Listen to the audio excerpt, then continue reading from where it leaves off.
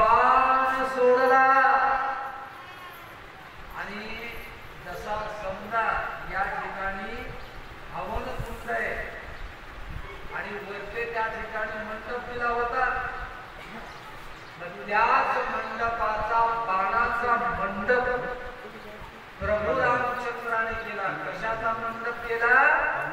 बाणाचा मंडप केला. बाणाचा. आता प्रभूचा बाण होता, एखादा गायला सुसाट असं जर वारं जर त्या ठिकाणी सुटलं तर हे मंडप उडून जातात. पत्र जर कधी असले तर ते पत्रही उडून जातात. पण प्रभू रामचंद्राने तयार केला तो बाणाचा मंडप होता. बाणाचा मंडप हलत नव्हता, डुलत नव्हता.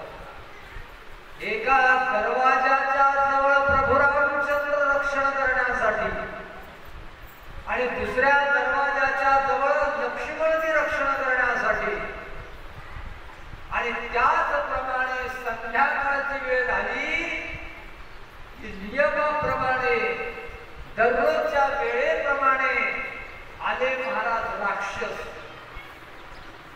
आणि ते राक्षस कोण होते म्हणाल तर की जिचं नाव त्या ठिकाणी त्राटिका नावाची राक्षसी नाही. त्राटिका काय नाव तिचं?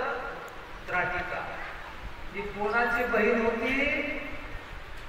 सुभावमारीच रावणाची बहीण होती. या त्राटिकेचं राज्य असलेल्या नगरामध्ये होतं.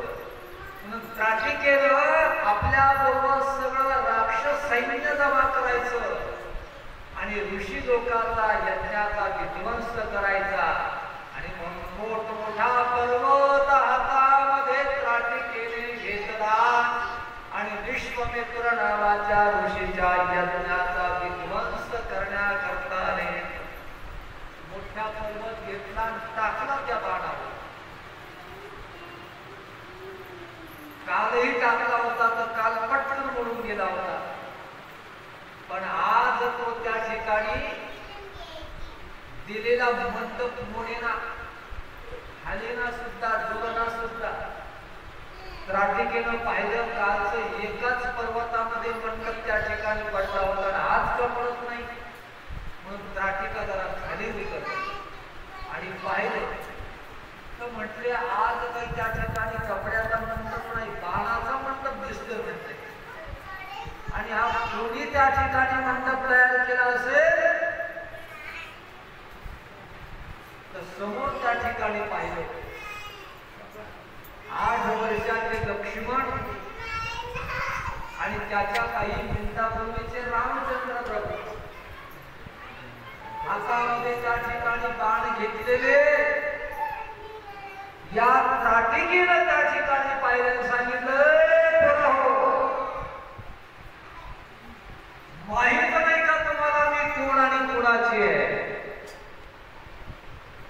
आतापर्यंत एकही यज्ञ या विश्वामित्राचा मी होऊ दिला नाही. असंख्यात आतापर्यंत असणारे मंडप मी त्या ठिकाणी तोडून फोडून टाकले.